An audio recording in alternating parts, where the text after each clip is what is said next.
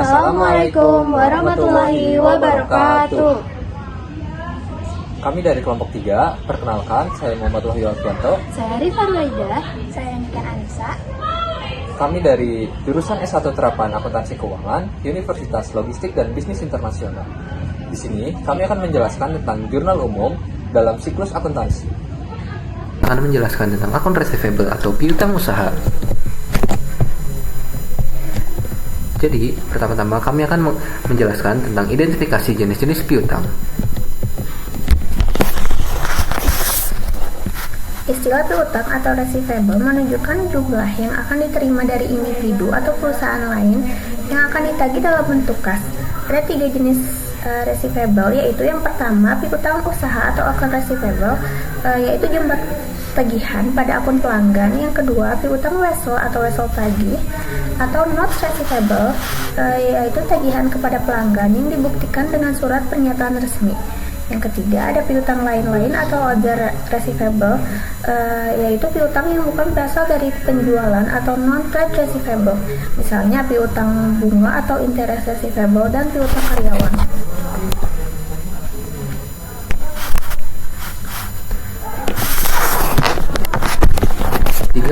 Tiga isu utama akuntansi yang berkaitan dengan akun receivable adalah yang pertama recognizing atau pengakuan akun receivable, dan yang kedua value atau penilaian akun receivable, ketiga disposing pengalihan dari akun receivable. Yang kedua, kami akan menjelaskan tentang pembuatan jurnal pengakuan atau recognizing piutang usaha. Saat sebuah perusahaan menjual barang secara kredit ke customer, maka penjurnalannya adalah akun receivable di debit dan sales di kredit. Selanjutnya, ketika ada pengembalian barang di mana barang kembali itu ada di debit dengan akun sales returns and allowance dan AR-nya ada di kredit.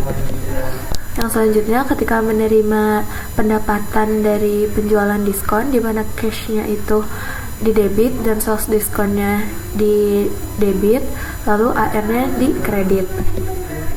Lalu selanjutnya menjelaskan metode dan dasar penilaian. Untuk menjamin tidak disajikan secara berlebih overstate di neraca Statement of Financial Position, piutang harus disajikan pada nilai yang dapat direlasi Cash Realizable Value. Cash Net Realizable Value adalah nilai bersih yang diperkirakan diterima dalam bentuk kas dengan mengeluarkan jumlah yang diperkirakan tidak akan dapat ditagih, will not be able to collect. Piutang yang tidak dapat ditagih dicatat sebagai beban kerugian piutang bad debt expense dan merupakan hal dan resiko yang normal dalam bisnis. Ada 2 metode akuntansi untuk kerugian piutang. Yang pertama, metode penghapusan langsung direct write-off method dan metode cadangan allowance method. Pada direct write-off method atau metode penghapusan langsung, kerugian piutang tidak diantisipasi dan tidak dibuat cadangannya atau allowance. Jurnal dibuat ketika piutang benar-benar tidak dapat ditagih dan dicatat pada akun beban kerugian piutang atau bad debt expense sebelah debit dan akun receivable sebelah kredit. Bad debt expense tidak harus match periodenya dengan sales revenue. Nilai akun receivable di neraca tidak mengabarkan nilai yang dapat direalisasi atau cash realizable value. Untuk metode direct write-off ini, pencatatan di jurnalnya adalah menunjukkan dari angka yang tidak dapat ditagih. Jadi pencatatan di jurnalnya bad debt expense di debit dan akun receivable di kredit. Pada yang kedua, metode allowance method. Pada allowance method atau metode cadangan, perusahaan membuat cadangan secara periode atau pada akhir periode untuk mengantisipasi terjadinya kerugian piutang atau piutang tak tertagih. Jurnal dibuat 2 kali, yaitu ketika dibuat cadangan berupa jurnal penyesuaian atau adjustment journal entry, dan ketika piutang benar-benar tidak dapat ditagih atau uncollectible. Metode ini dibutuhkan jika kerugian piutang atau piutang tak tertagih jumlahnya material. Jumlah cadangan kerugian piutang atau allowance for doubtful account ditaksir dengan dasar tertentu. Allowance for doubtful account merupakan akun kontra dari akun receivable yang disajikan di neraca atau statement of financial position. Bad debt expense merupakan akun beban yang disajikan pada income statement.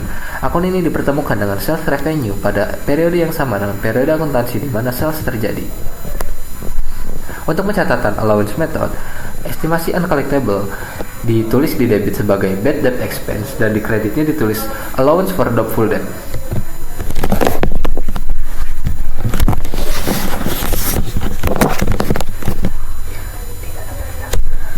Ketika ada yang tidak bisa ditagih, allowance for doubtful debt account-nya itu di debit dan AR-nya itu di kredit. Yang selanjutnya, ketika piutang yang sudah dihapus ternyata dapat ditagih kembali, maka yang harus dilakukan adalah membalik jurnal penghapusan piutang yang telah dibuat sebelumnya dengan jurnal AR pada allowance for doubtful account. Yang selanjutnya, mencatat penerimaan kas dan pembayaran piutang oleh pelanggan, yaitu akunnya cash pada AR. Yang selanjutnya itu ada dua metode yang dapat digunakan untuk menentukan jumlah taksiran kerugian piutang atau piutang tak tertagih. Pertama, percentage of sales atau estimasi berdasarkan presentasi penjualan. Yang kedua, percentage of receivable, di mana estimasi berdasarkan analisis piutang. But as per AKAB, the choice is a management decision.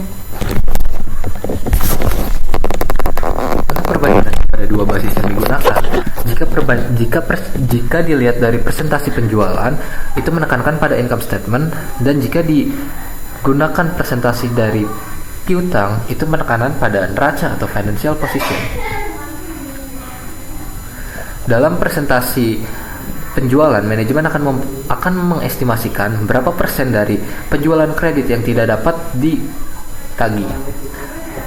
Jadi jika penjualan bersihnya pada 1 tahun adalah 800.000 dan estimasi bad debt expense-nya sebesar 1%, maka ditulis di jurnalnya bad debt expense di debit sebesar 8.000 dan allowance for doubtful account di credit sebesar 8.000. Jika presentasi dari piutang, manajemen mengestimasikan berapa persentase dari piutang yang tidak tertagih. Jumlah yang dicatat di jurnal adalah selisih antara jumlah hasil taksiran dan saldo cadangan yang ada saat ini. Perhitungan taksiran piutang tak tertagih berdasarkan persentase dari piutang tidak semudah perhitungan berdasarkan persentase dari penjualan. Hal ini disebabkan oleh karena umur piutang yang bervariasi. Semakin lama umur piutang, maka semakin besar peluang tidak tertagihnya, sehingga semakin besar pula persentase yang dikenakan atas saldo piutang tersebut. Untuk membantu perhitungan ini secara lebih akurat, biasanya digunakan suatu tabel analisis umur piutang atau aging schedule. Ini adalah contoh untuk aging schedule. Misalnya, berdasarkan perhitungan, taksiran piutang tak tertagih adalah sebesar $2.228 dan akun allowance for doubtful accounts menunjukkan saldo kredit sebesar 528. Maka jumlah yang harus di jurnal adalah sebesar 1.700. Itu tuh dari 2.228 dikurang $528.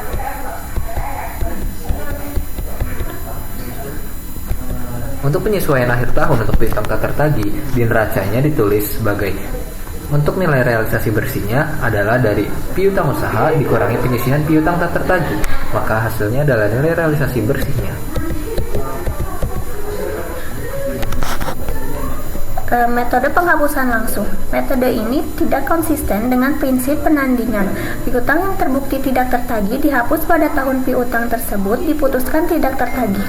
Beban piutang tak tertagih di debit dan piutang usaha di kredit untuk masing-masing transaksi semacam itu.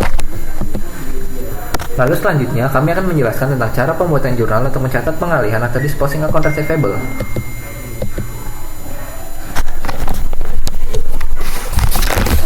Pengalihan disposing. Piutang dilakukan agar perusahaan tidak direpotkan dengan urusan penagihan dan dapat menerima kas dengan cepat. Perusahaan sering melakukan pengalihan piutang dengan dua cara, yaitu yang pertama menjualnya kepada perusahaan ajak piutang factor seperti perusahaan leasing atau bank, melakukan penjualan dengan kartu kredit (credit card sales), lalu perusahaan faktor membeli piutang dari perusahaan dan langsung mendapatkan VII yang dipotong dari nilai piutang yang ditagih dari pelanggan. Untuk contoh pencatatan disposal adalah jika suatu perusahaan menjual piutangnya kepada perusahaan anjak piutang dan perusahaan anjak piutang tersebut menagihkan service charge, maka pencatatan di jurnalnya kas di debit, service charge expense di debit, dan akun receivable di kredit.